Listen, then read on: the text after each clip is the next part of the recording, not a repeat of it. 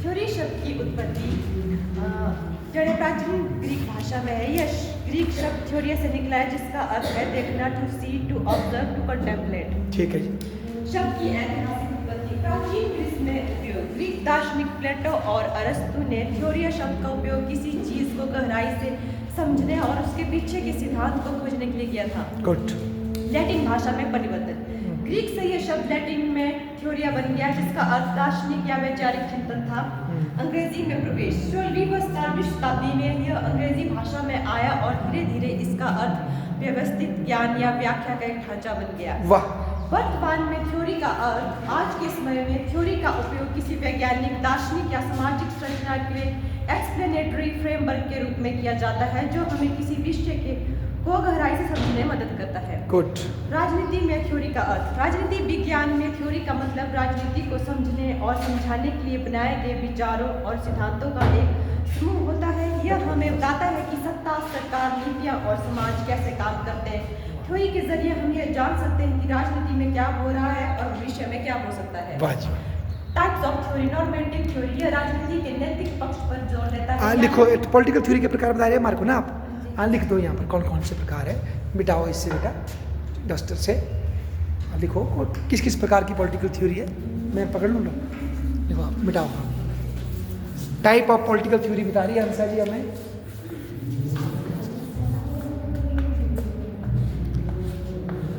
हाँ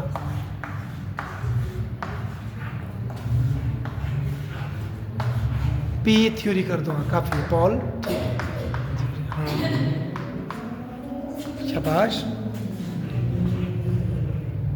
नॉर्मेटिव बाकी बच्चे अपने उसमें चेक करो फोन में होते हैं ऐसे प्रकार की नहीं। नॉर्मेटिव थ्योरी दूसरा बता रहे हैं ये इंपीरिकल तथ्यों पर आधारित factual. Value based value free okay sorry value free okay बस 3 ही होती है। आ जाओ बैठो आप बताओ आप आराम से कोई बात नहीं। ओके बोलो। हाँ बोलो बोलो आप। नॉर्मेटिव थ्योरी राजनीति के नैतिक पक्ष पर जोर देता है, यानी राजनीति कैसी होनी चाहिए। उदाहरण प्लेटो का 10 राज्य। इंपीरिकल थ्योरी है राजनीति को वैज्ञानिक तरीके से समझने की कोशिश करती है, यानी राजनीति वास्तव में कैसे काम करती है। उदाहरण डेविड स्टीन की राजनीति प्रणाली political system theory. Structural theory है समाज, अर्थव्यवस्था और राजनीति के आपसी संबंधों को समझने पर जोर देता है। उदाहरण मार्क्सवाद। मॉडर्न पोस्ट मॉडर्न थ्योरीज ये सत्ता, पहचान और सामाजिक न्याय जैसे मुद्दों पर ध्यान देती है। Example feminist theory. ठीक है और आपने ये जो लिखा ना ये आपने इसी को एक्सप्लेन किया। इंपीरिकल थ्योरी होती है वैल्यू फ्री थ्योरी ना। फिर आप तीसरी थ्योरी क्या बताइए आपने पहले। Sir structural theory. Structural theory जो क्या बताती है स्ट्रक्चर कैसे काम करते हैं, जैसे हमारे इंस्टीट्यूशंस जो है कैसे काम करते हैं। ठीक है और चौथी बेटा sir modern and post modern theories. Okay. Debate on the decline of political theory. अब जो ये डिक्लाइन से मैं पूछना चाहूँगी क्या समझते हैं कि पॉलिटिकल थ्योरी के डिक्लाइन से ये लोग क्या समझते हैं। हाँ बोलो। सर जो डिक्लाइन है इसमें एक डिबेट चली थी, जो पॉलिटिकल थ्योरी है इसमें वैल्यूज का कोई काम नहीं है। नहीं है बिल्कुल। उसके बाद के कुछ जो है हमारे फिलोसोफर ने बोला कि वैल्यू बहुत जरूरी है थ्योरी में। ठीक है उसी के ऊपर ये डिबेट है। बहुत बढ़िया। Debate on the decline of political theory. 1950 के दशक में राजनीति वैज्ञानिकों में ये विवाद चल पड़ा कि क्या वर्तमान युग में राजनीति सिद्धांत का कोई भविष्य है या नहीं। 1953 में अमेरिकी राजनीति वैज्ञानिक डेविड स्टन ने अपनी बहुचर्चित कृति the political system and inquiry into the state of political science के अंतर्गत यह दावा किया कि परंपरागत राजनीति सिद्धांत कोरे चिंतन मनन में स्पेकुलेशन पर बेस्ड है। उसमें राजनीति यथार्थ के गहन निरीक्षण का नितांत अभाव है। अतः राजनीतिक सिद्धांत को वैज्ञानिक आधार पर स्थापित करने के लिए इसे क्लासिक्स और राजनीतिक विचारों के इतिहास की परंपरा से मुक्त कराना जरूरी है। स्टन ने लिखा कि परंपरागत राजनीतिक सिद्धांत उस उथल पुथल की उपज है जो बीते युगों के इतिहास की विशेषता रही है। अच्छा इसका मतलब है 1953 में सबसे पहले हंसा जी बता रही हैं डेविड स्टन ने किताब लिखी।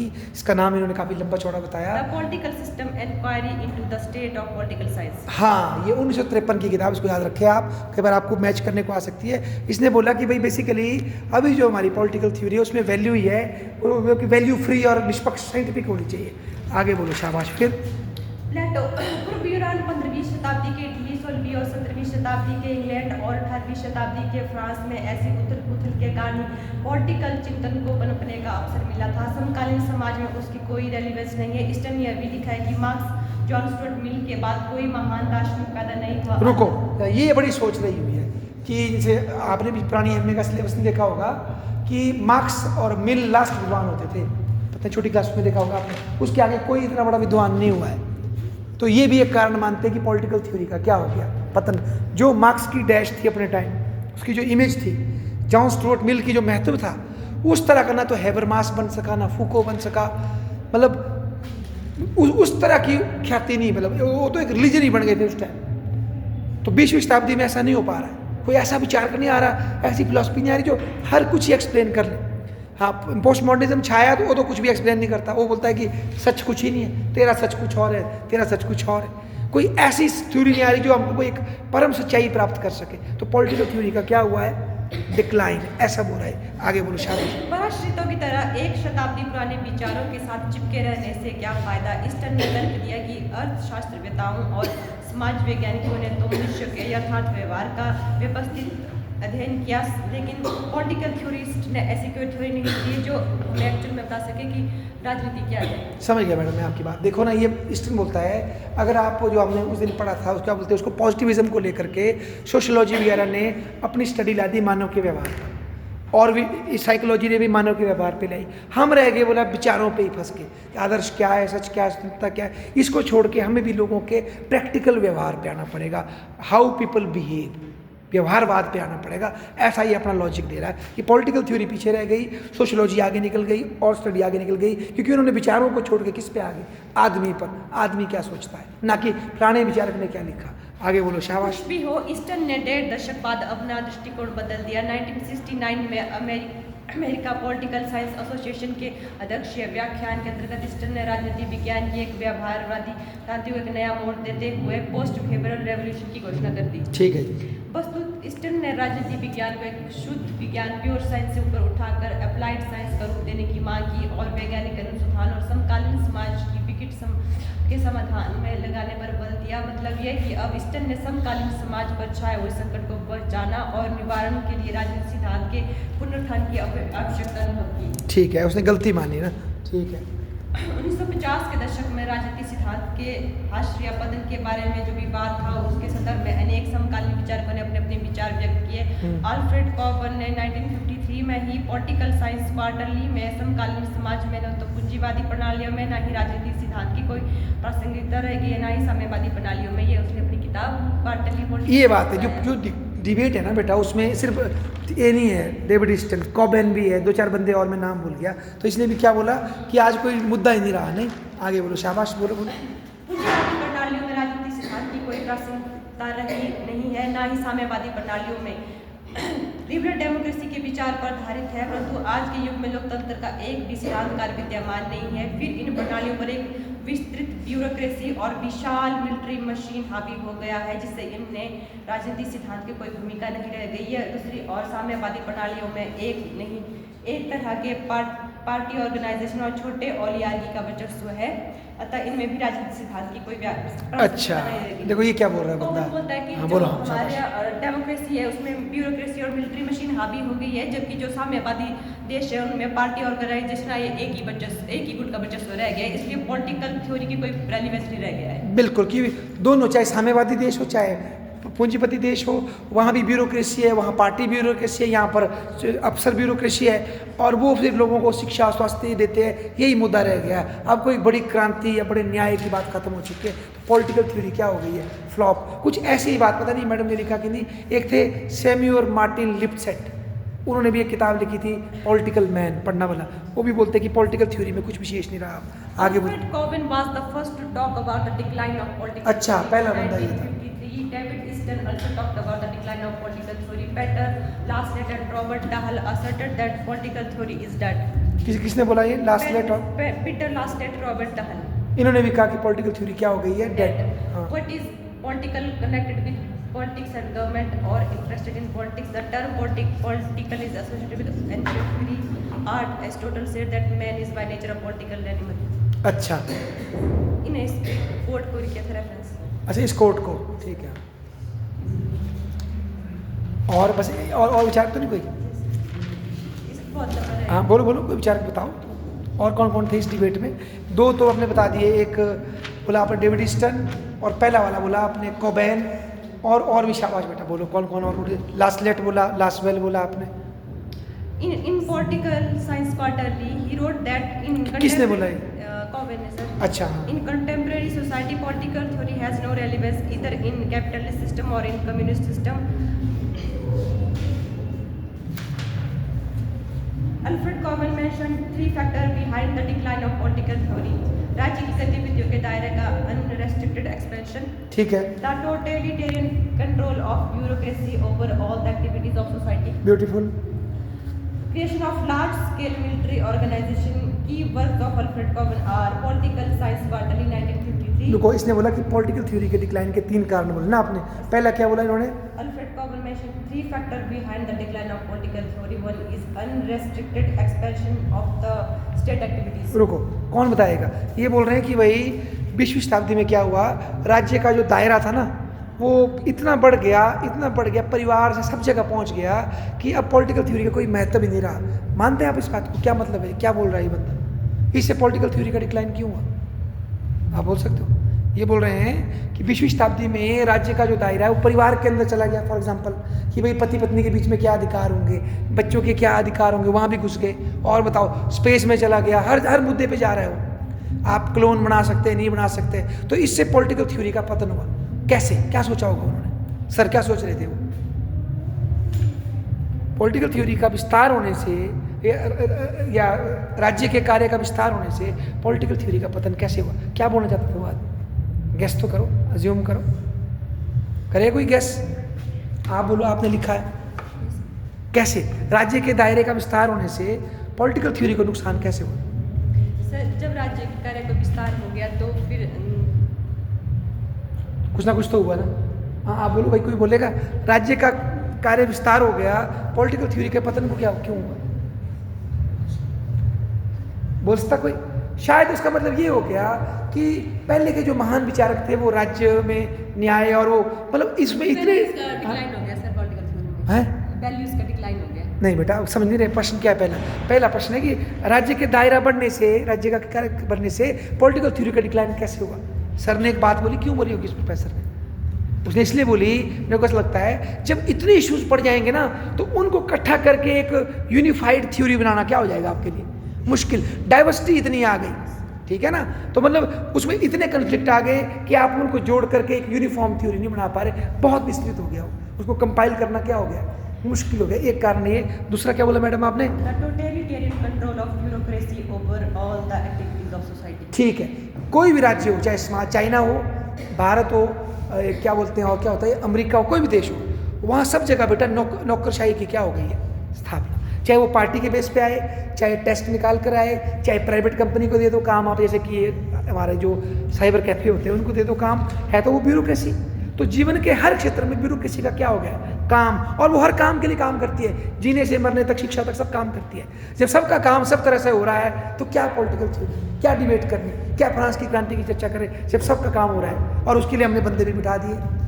तो इसने भी पॉलिटिकल थ्योरी को खत्म किया। और तीसरा क्या बोला मैडम आपने? Creation of large scale military organisation.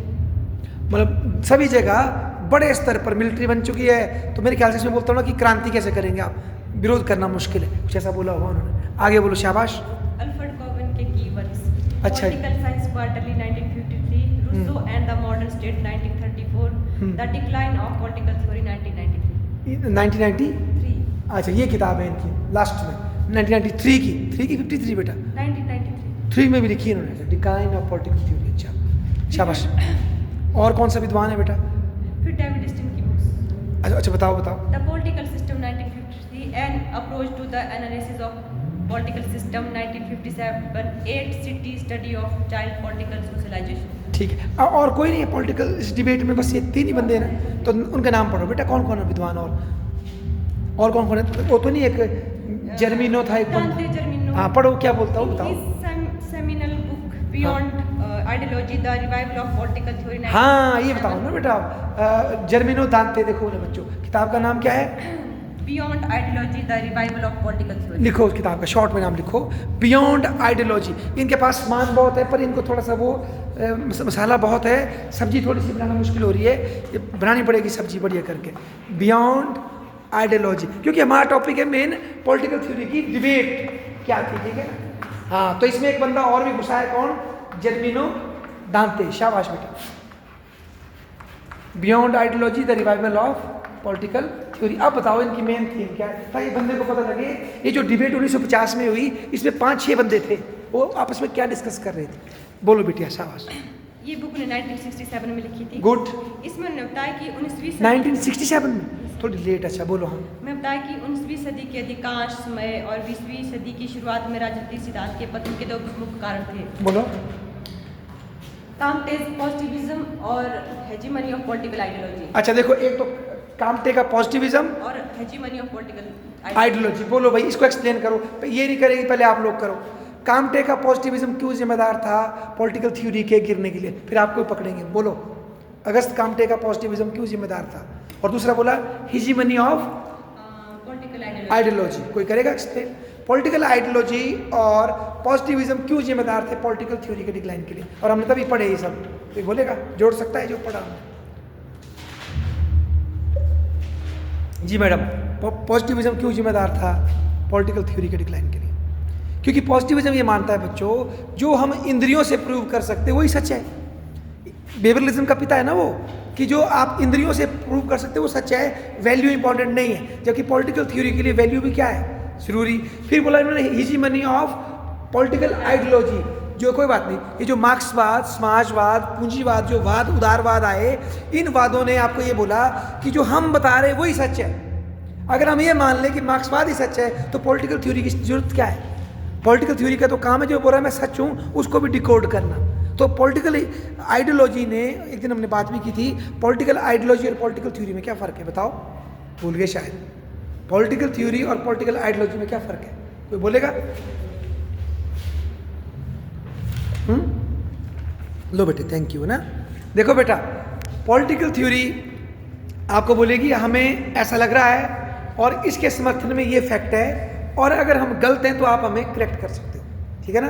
Political ideology बोलेगी हमें ऐसा लगता है क्योंकि ऐसा हमारी अजम्पशंस है और ये फैक्ट है, वो गलती को स्कोप नहीं देगी, ठीक है ना। पॉलिटिकल आइडियोलॉजी सत्य को क्लेम करती है, पॉलिटिकल थ्योरी सत्य की खोज करती है। एक होता है क्लेम करना, एक होता है उसकी खोज करना। तो ये देखो 2 पॉइंट इसने बड़े अच्छे बोले। आगे बोलो, शाबाश बेटे। पॉजिटिविज्म के उदय के कारण पॉलिटिकल थ्योरी में विज्ञान के अनुवाद में मूल्यों को परे रख दिया और राजनीतिक विचारधाराओं का प्राधान्य, जिसका चरम उत्कर्ष मार्क्सवाद के रूप सामने आया। परंतु अब स्थिति बदल चुकी थी। उनके समकालीन विचारकों ने राजनीतिक चिंतन को एक नई दिशा दी थी, जिससे राजनीतिक सिद्धांत के पुनरुत्थान को बल मिला था। अच्छा, अब ये बंदा जो है 67 में आया, तो ये बता रहा है धीरे धीरे पॉलिटिकल थ्योरी का दोबारा क्या होगा? रिसर्जेंस। इन विचारकों में Michael Oxford, Hannah Arendt, Bertrand de Jouvenel, Leo Strauss और एरिक कोस्टा के नाम विशेष रूप से उल्लेखित। फिर से बोलो, कौन कौन थे जिन्होंने इसका समर्थन किया कि पॉलिटिकल थ्योरी का वो हो रहा है रिवाइवल? शाबाश बेटे। हन्ना अरेंट, माइकल ऑक्सफोर्ड। नाम सुना है, पीछे पढ़ा है हमने अरेंट। क्या किस पे बोला था उसने? Herbert Marcus. रुको एक करके, अटैक मत कर बेटा। हन्ना अरेंट ने क्या बोला था? भूल गया भाई। हन्ना अरेंट पॉलिटिकल, उसका टॉपिक पढ़ा था हमने ना, पावर विद और बेनिलिटी ऑफ ईवल, कि बुरा जो लोग है वो, बुरे लोग बड़े राक्षस नहीं होते, आम आदमी भी बुरा काम करते है ना। फिर बोला इन्होंने बर्ट्रांड डी जुबिनल, ये मैंने पढ़ा नहीं, इनका वर्क पढ़ना पड़ेगा। कौन है? फेमस विद्वान है। हैबरमास तो इन्होंने पढ़ा है, वो है हमारे माइकल ऑक्सफोर्ड, कंजर्वेटिज्म के फादर। वेजलर, हाँ, मैकिंटायर, ये जो कम्युनिटेरियन आए, लिबर्टेरियन आए, इन्होंने पॉलिटिकल थ्योरी को द्वारा क्या किया? जिंदा। आप इसका नाम लिख लो, बच्चे पढ़ेंगे इसको। बर्ट्रांड डी जी जुबिनल, लिखो वाला नाम इसका, बर्ट्रांड डी जुबिनल। पढ़ना वाला कौन है बंदा? शाबाश। माइकल ऑक्सफोर्ड भेजा है मैंने आपको ग्रुप में, 4th सेमेस्टर के बच्चे ने वीडियो बनाई थी उसमें। माइकल ऑक्सफोर्ड एक दीदी है 4th सेमेस्टर में। शाबाश भैया, सा नाम लिख दो इसका। शाबाश बेटे, बस लिख दो, शाबाश। एक ही नाम लिखो, बाकी हम पढ़ लें। बर्ट्रांड डी जुबिनल, ये नाम पता होना चाहिए आपको।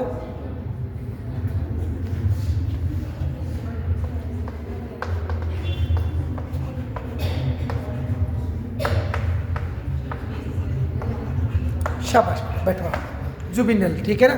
अच्छा, बाकी अब और कौन रहा विचारक बेटा इस डिबेट में, बताओ जिसने माना जाता है कि पॉलिटिकल थ्योरी का रिसर्जेंस था, वो था जॉन रॉल्स। जॉन रॉल्स की किताब से, थ्योरी ऑफ जस्टिस की किताब जॉन से। रॉल्स 1921-2002 को आधुनिक राजनीतिक दर्शन में सबसे प्रभावशाली विचारकों में से एक माना जाता है। हाँ। उनके सिद्धांतों ने न केवल राजनीतिक विज्ञान को पुनर्जीवित किया बल्कि जस्टिस और इक्वलिटी के क्वेश्चन पर गंभीर बहस को पुनर्प्रतिष्ठित किया। उनके सबसे पुराने कार्य अ थ्योरी ऑफ जस्टिस जो ने 1971 में लिखी थी, ने राजनीतिक दर्शन और लोकतांत्रिक विचारधाराओं को नया मोड़ दिया। ठीक है, जस्टिस की नई व्याख्या, न्याय का सिद्धांत। रॉल्स की थ्योरी ऑफ जस्टिस ने जस्टिस की न्यू स्ट्रक्चर को प्रस्तुत किया। उन्होंने जस्टिस एज फेयरनेस डिफाइन किया जो यूटिलिटेरियनिज्म के सिद्धांत को चुनौती देता अच्छा, है। इसका मतलब पता क्या है बेटा, आप ये बोलना चाहती है जो रॉल्स ने 1971-72 में जो किताब लिखी वो इतनी महत्वपूर्ण हुई कि उसके विरोध में फिर नोजिक आया, वेजलर आया, पूरी एक डिबेट चल पड़ी दोबारा से, कम्युनिटेरियन आ गए, तो उससे पॉलिटिकल थ्योरी में फिर से नई क्या आ गई, जान आ गई। ठीक है, और कौन विचारक है जिसने पॉलिटिकल थ्योरी के डिक्लाइन और रिजेशन के बारे में बताया? सरकार पॉपर के पे लिखा है और डिक्लाइन के रह गए बहुत सारे। हम ये तारीख में रिसर्जेंस में अच्छा चलो आगे चलो, शाबाश शाबाश। यूटिलिटेरियनिज्म के सिद्धांत को चुनौती देता है। उनका यह विचार पॉलिटिकल साइंस में नई आर्ग्यूमेंट को जन्म देता है। उनका मानना था कि एक न्यायपूर्ण समाज वो होता है जहाँ सभी व्यक्तियों के पास समान स्वतंत्रता होती है और समाज की असमानताएं केवल तभी उचित है जब वे सबसे वंचित वर्ग के हित में हो। ठीक है बेटी। प्रिंसिपल ऑफ इक्वल लिबर्टी, प्रत्येक व्यक्ति को समानता बुनियादी लिबर्टी का अधिकार होना चाहिए जो सभी के लिए समान रूप में उपलब्ध हो। इसका मतलब है कि समाज में सभी को स्वतंत्रता, अभिव्यक्ति, धर्म और राजनीति अधिकारों जैसे वोट डालने का अधिकार की समान गारंटी मिलनी चाहिए। ठीक है, आप मतलब जॉन रॉल्स का सिद्धांत हमारे को पढ़ा रहे हो, है ना? अच्छा, अब पॉलिटिकल थ्योरी के डिबेट के और बंदे बच गए तो बताओ, नाम बता दो प्रोफेसर्स का। मैकफर्सन, मैकफर्सन ने बोला है पॉलिटिकल थ्योरी के डिक्लाइन पे, बोलो। हाँ, सीबी मैकफर्सन 1987 एक प्रमुख पॉलिटिकल दार्शनिक थे जिन्होंने लिबरलिज्म, डेमोक्रेसी, कैपिटलिज्म की आलोचना करते हुए राजनीतिक सिद्धांत को नया जीवन दिया। उन्होंने यह दिखाने की कोशिश की कि आधुनिक लिबरलिज्म किस तरह केवल अमीरों के हितों की रक्षा करता है और वास्तविक लोकतंत्र के मूल्यों से दूर चला गया है। 20वीं शताब्दी के मध्य पॉलिटिकल थ्योरी वीक हो रही थी। बिहेवियरलिस्ट ये मानने लगे थे कि राजनीति का अध्ययन केवल फैक्ट्स, डाटा और के बेस पर किया जाना चाहिए, ना कि एथिक्स और आइडियोलॉजी के आधार पर। ठीक है, तो इन्होंने दी थी बेटा थ्योरी ऑफ पॉजिटिव इंडिविजुअलिज्म, है ना? अब ऐसा करेंगे